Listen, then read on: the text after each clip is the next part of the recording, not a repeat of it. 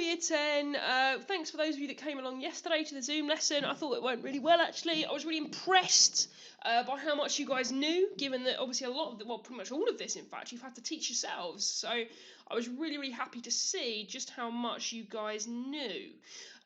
So today we're going to follow on and we're going to start having a look at the first big issue that Elizabeth has to deal with and tackle in her reign, which is this problem that we've kind of set up right from the start as this huge issue that she needs to make a decision about before she can do anything else, really.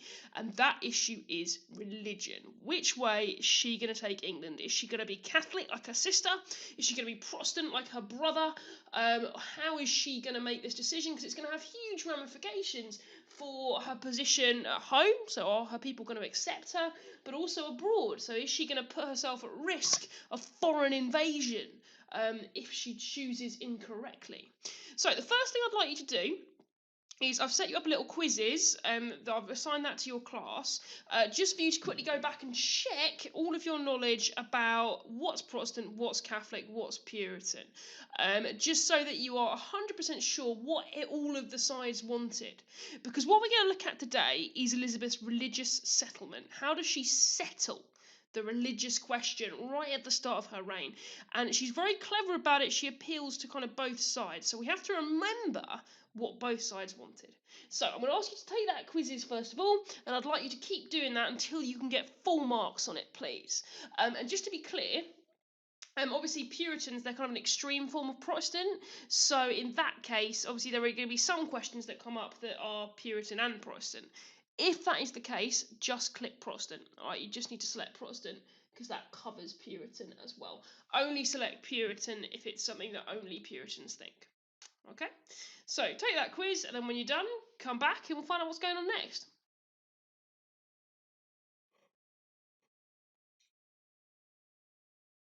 Okay, right, so let's just remind ourselves why religion was so critical. Okay, this is a huge decision Elizabeth's got to make. For an individual person, an average common person living in England, religion determines what happens when you die. Do you burn in hell forever, or do you go and have a nice time in heaven? Obviously, nobody wants to go to hell, so getting the right religion is really important. Getting the right religion is the only way to avoid hell. Locally, church is also the centre of your life. So you have holy days, which are sort of days off, holidays, all right, saints' days. Those are the days that are organised by churches. That's when you're off work. That's when you get to have a feast, have a bit of fun. There's church courts that decide on things like marriage and whether marriages are okay and things like that. And they also deal with wills and inheritance. So as an ordinary person, the church is a huge part of your life. To the state, so in terms of how you run your country, the church is important as well, because it can be a way of making money for the monarch. They can make money from that because of all the lands and the taxes that the church involves.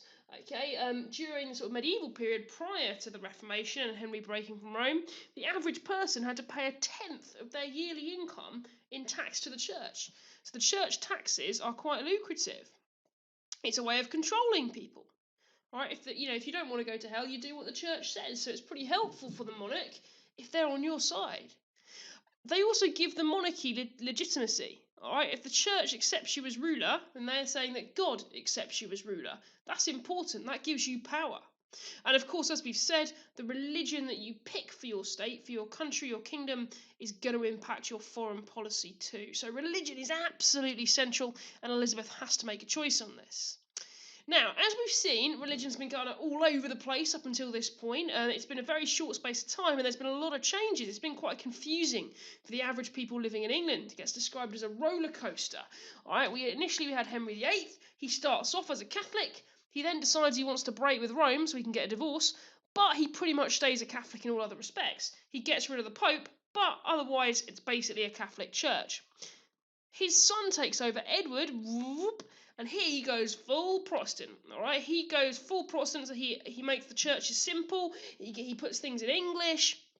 He makes all of those Protestant changes, quite extreme ones. Okay, they literally go around, priests get married, and his men go around destroying the statues that are in churches to make it more Protestant.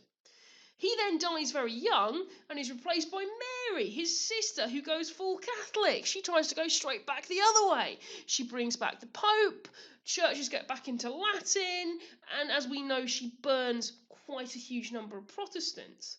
Okay, and Mary, she doesn't face a lot of opposition to do that, because even though there's been these changes, a lot of people living in England, a lot of ordinary people, are still basically Catholic. Because this is all really within a generation, isn't it? A lot of these people will have been Catholic for hundreds of years, and then suddenly the king says we're Protestant now. That's going to be a hard thing to change. Okay, so really not many people complained when Mary made those decisions. So Elizabeth comes to the throne in 1558, and she has got a big dilemma, a big decision to make. Which way is she going to go? Okay, she's got a number of options here. On the one hand, she's literally Anne Boleyn's daughter. She exists because Henry broke from Rome. Right, that is literally where she came from. She was brought up as a Protestant. Right, that's literally all about her. As we've said, if she goes for Catholicism, she's basically saying, I'm illegitimate. My parents were never married, which obviously is a bit of a difficult thing to say.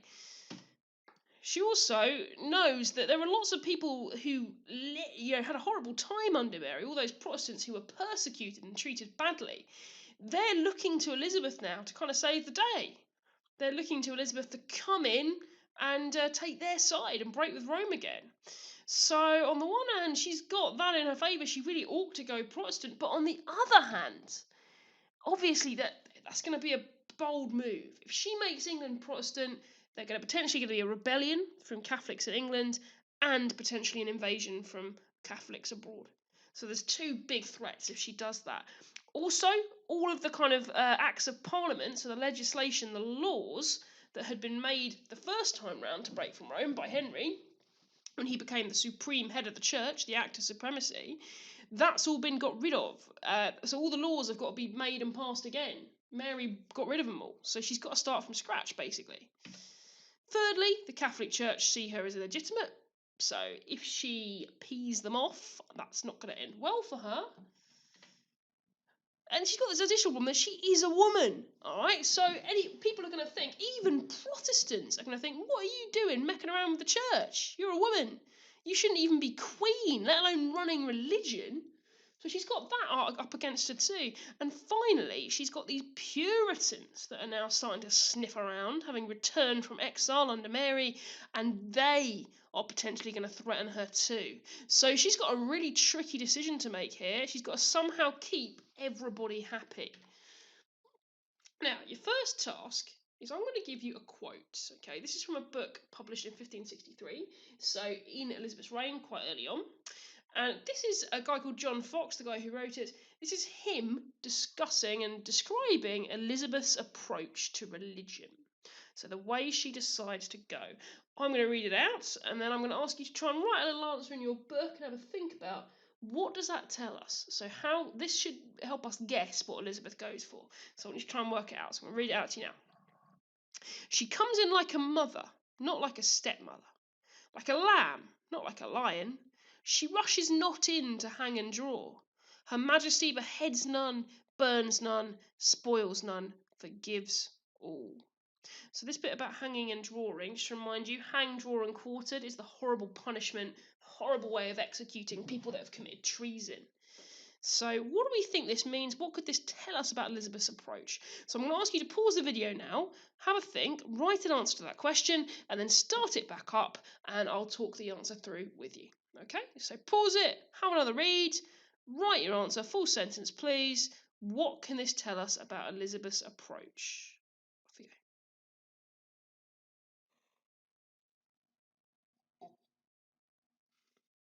go. Okay, so I'm sure a lot of you would have got this, but clearly what we're seeing here is Elizabeth goes for a slightly less intense route to her predecessors. She comes in like a mother, not a stepmother. All right, this is kind of feeding into that stereotype, that kind of fairy tale idea that the stepmom isn't very nice. All right, she comes in like a mum, not like a stepmom. So she comes in nicely, not horribly. Like a lamb, not a lion. Well, that's pretty obvious. You know, lions are aggressive and violent. Lambs are not. Lambs are calm and nice. She rushes not in to hang and draw, so she's not rushing in to start executing people. She beheads none, she burns none, she spoils none, she forgives all. So this suggests perhaps that Elizabeth is going to be quite gentle and tolerant in her approach. She's not going to go hard either way and start burning and killing everyone that disagrees. She's going to try and go down the middle. She's going to try and take a sort of slightly less harsh and extreme approach to religion to try and tread this tightrope between the two sides. And that's exactly what Elizabeth does. What Elizabeth creates is something that she calls a via media, okay, which is Latin for the middle way. Right, she decides she's not going to go hard on either side because she wants to keep as many people happy as possible. She wants her subjects to be happy with their religion. She doesn't want to deal with all the kind of aftermath and problems that will be created if they don't like it. So she's going to create a via media, a middle way, all right, to keep everyone happy. Very famously, and you may remember this from the documentary, she says she doesn't want to make windows into men's souls. Right? She doesn't want to see into what you really believe. She just wants you to do what you're told. All right. So basically, what she kind of means is she doesn't care what you believe in your heart, provided you do what she says. All right. So she's pretty pragmatic about this. This is when we see again that kind of intelligence that we've already talked about. Elizabeth doesn't go hard down either way, all right? Instead, she tries to take a middle option, a compromise, to try and ensure that as many people are okay with it as possible. So what she does is she passes something in 1559 called the Religious Settlement.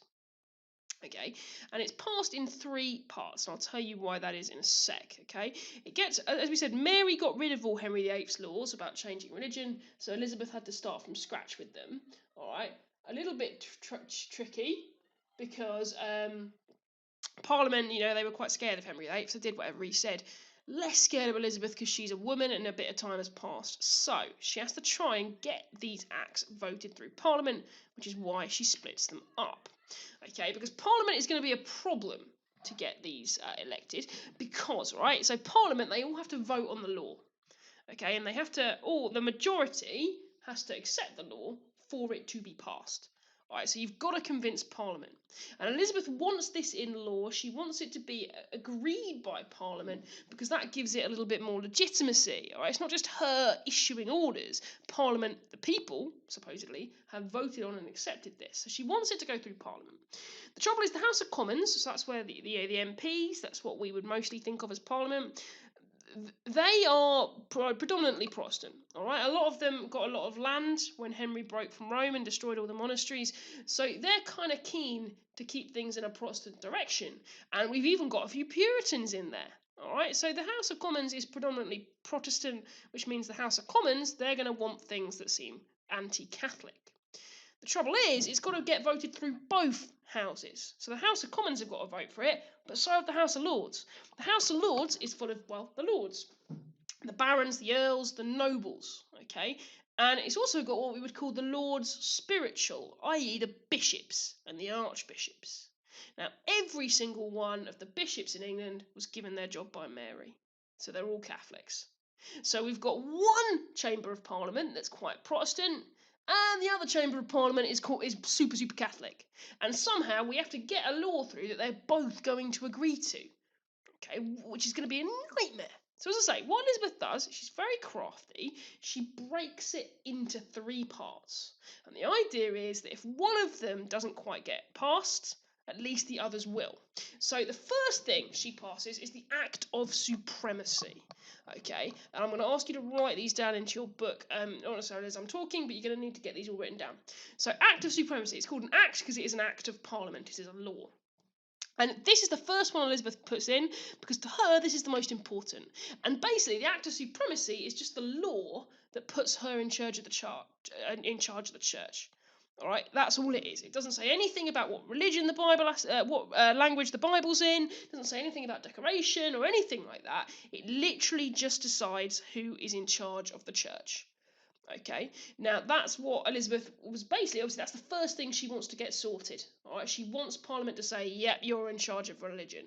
So that's why she put it into a separate act. She knew that potentially some of the things she was going to ask for in the Act of Uniformity, the next one, might be a little bit challenging to get through. So she sticks the Act of Supremacy by itself because that way hopefully it will definitely get through. And it just about does. I think it passes by something like 2 votes. So she just about manages to get this passed. Okay. Now she's very clever about this. She makes herself Supreme Governor of the Church of England. All right. Henry VIII was the supreme head of the Church of England. So she changes the word All right, and that's because she thinks that maybe Catholics will accept that more. All right, if they don't think that she's trying to take power quite as extreme, all right, they call her that. Okay, so they call her the supreme governor, not the supreme head. And what they get is everybody in the church has to swear an oath of loyalty to her, and they set up something called an ecclesiastical high commission, i.e., like a special court to check that all the priests are doing what they should be doing. All right, so that's the act of supremacy. To make sure that everyone accepts she is in charge. And that's probably the least controversial thing. She just wants to get that passed so she has the power. What she then does is passes a second law called the Act of Uniformity. And this one's a little bit more controversial because this is when you actually look at what the churches are going to be like. Okay, the Act of Supremacy is who's in charge. The Act of Uniformity is to make sure everyone is uniform, i.e. everyone is doing the same thing. So what are the churches going to look like? What kind of services are they going to hold? And, what languages are they going to be in, etc. So what they decide to do is they make all churches use the Book of Common Prayer, which is an English prayer book that Edward put together. So it's a Protestant prayer book. And if you're a clergyman, a priest who says no, you get punished if you refuse to use that English prayer book. Okay, now, so the Act of Uniformity, because it is basically quite Protestant, there was some real problems in getting it through the House of Lords because they were so Catholic. Okay, so that's why Elizabeth got the supremacy out of the way first, so she was definitely in charge, and then she worked on the Act of Uniformity and tried to get that through. We're going to watch a little video clip now, just from the film Elizabeth, just to sort of see the story of how she manages to get this through the House of Lords. It's going to start off with the Duke of Norfolk getting ready to go down to the House of Lords. The Duke of Norfolk is somewhat related to Elizabeth through her mother. Okay, so he's another cousin. He is a Catholic and he would quite like the throne for himself, which is why he's being a little bit evil at the start. Okay, so this video is going to show you kind of some of that charm and that wit and intelligence that means that Elizabeth was, very good at persuading people. Okay, so we're going to watch that clip and then we'll find out a little bit more.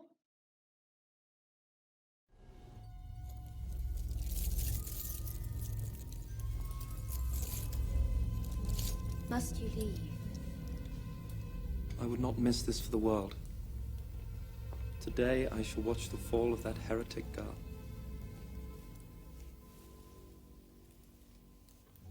I have been placed here as your sovereign.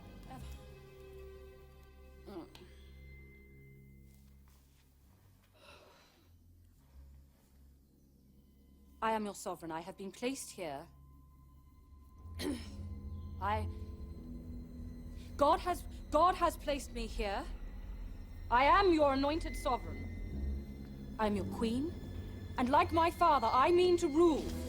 There is one thing higher than royalty, my lord, and that is religion. I ask you to pass this act of uniformity. It's not for myself, it's for my people. My people. My lords, there is one God. There is one God. This is for my people. My people are my care. Only care. The truth be, my lords, your votes are nothing without my consent.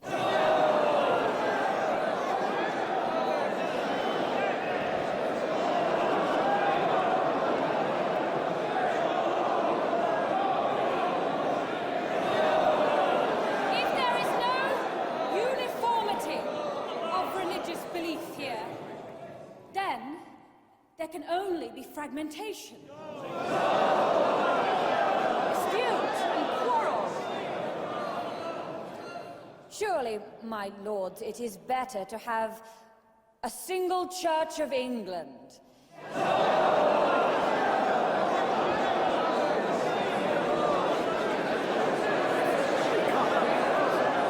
single Church of England with a common prayer book.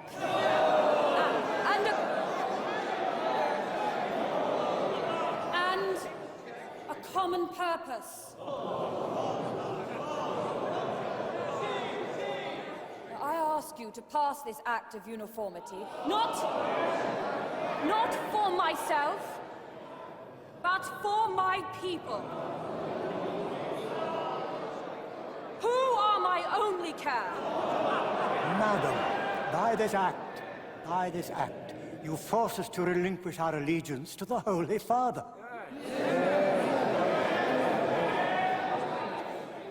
How can I force you, Your Grace? I am a woman.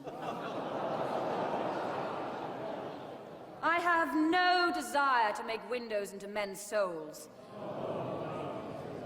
I simply ask, can any man, in truth, serve two masters and be faithful to both? Madam, this is heresy. It is heresy indeed. No, Your Grace, this is common sense, which is a most English virtue. Where is Gardner? Where are the others? Open the door! This is Walsingham's doing. It is the devil's work. It will not serve her in any case. The bishops will pass no measure which severs us from Rome. Your Majesty would improve all these matters if you would agree to marry. Aye. Marry then. Aye. But marry who, Your Grace? Will you give me some suggestion? For some say France, and others Spain, and some cannot abide foreigners at all. So I'm not sure how best to please you unless I married one of each.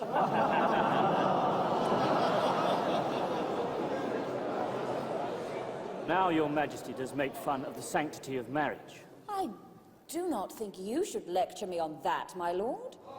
Since you yourself have been twice divorced, and are now upon your third wife.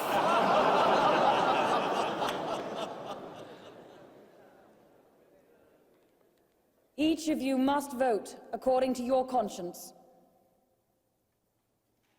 But remember this. In your hands, upon this moment, lies the future happiness of my people and the peace of this realm. Let that be upon your conscience also.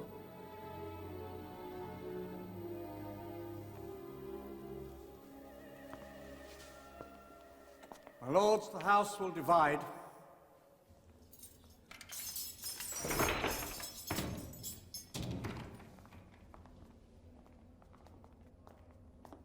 Walsingham, I would know on what authority you have kept us locked up here. Your Graces must forgive me. But you're now free to go. I am sure this infernal work has not saved your bastard queen. Her Majesty has won the argument. By what count? By 5, Your Grace. 5. You will be damned for this.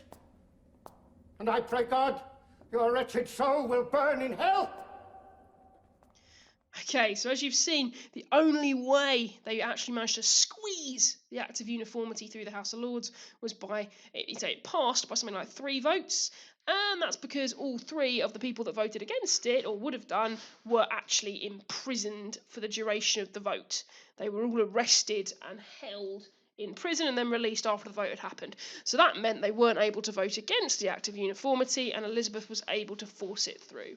So it's a little bit sneaky, but it did work in the end.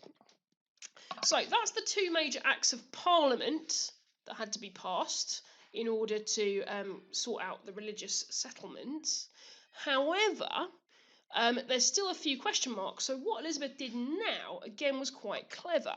As we've said, it was quite difficult to get some of this legislation through Parliament because of various Catholics in the House of Lords, Protestants in the House of Commons, and people resisting. So, what Elizabeth does is, alongside those two formal parliamentary laws, she passes something called the Royal Injunctions. Okay, so Cecil wrote these out, the Secretary of State, and basically it has even more detail as to what should be done in church services and how they should be carried out. All right, and again, it's even more Protestant. Okay, so it's just making it really, really clear that this is basically a Protestant settlement. All right, now why would you do those not through Parliament? Well, because as we've seen, it's quite difficult to get Parliament to pass these laws. Parliament are Catholic, they're going to be difficult. So, you get them to do the supremacy, you get them to basically accept the Act of Uniformity, as I've said, by being a bit sneaky and locking certain people up so they can't vote against it. And then you use the Royal Injunctions, which don't have to be voted on by Parliament, to support what you're doing. So, 3 questions I would like you to answer in your book in full sentences, please.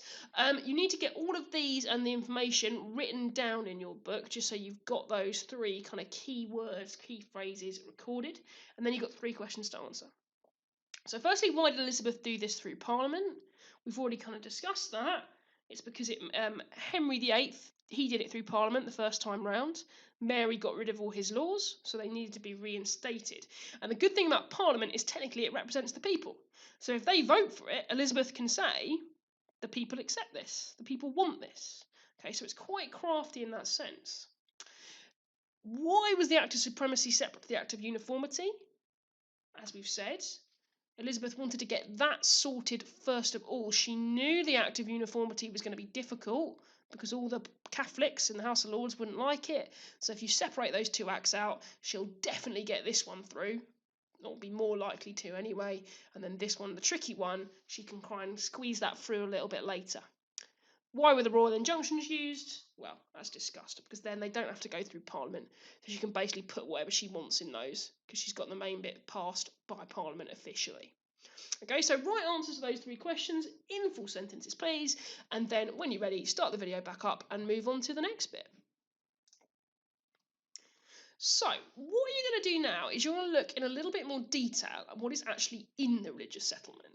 Because just as she was very clever in the way she got it passed, Elizabeth was also very clever in what she actually put in it. Okay, because I say she's going for a via media, a middle way. All right, she wants to keep both sides happy. The idea is this is fundamentally a compromise. Okay, so I'm going to ask you to draw out a table that looks like this. Probably you're going to need about half a page, I would say. For each of those 3 major elements of the religious settlement, I would like you to complete these columns. So, what elements are going to make Protestants happy? What elements would make Catholics happy?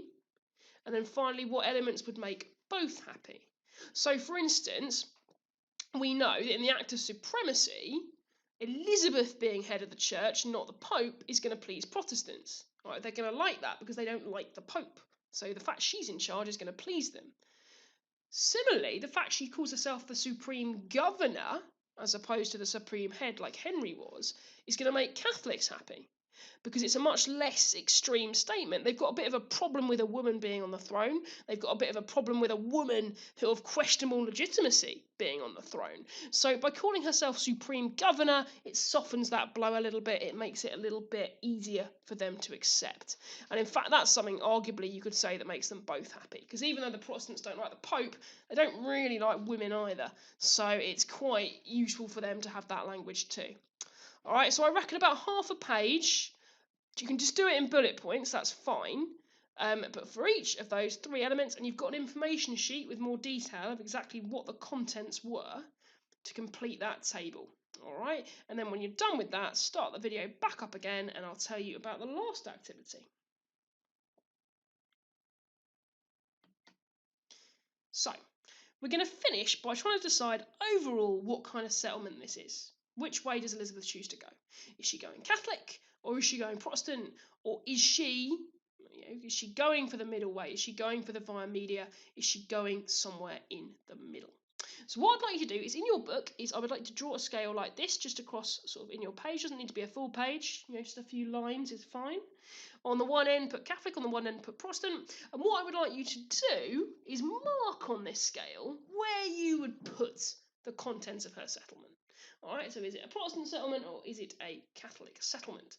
And what you may want to do is consider the Act of Supremacy. Where does that go? Where does the Act of Uniformity go?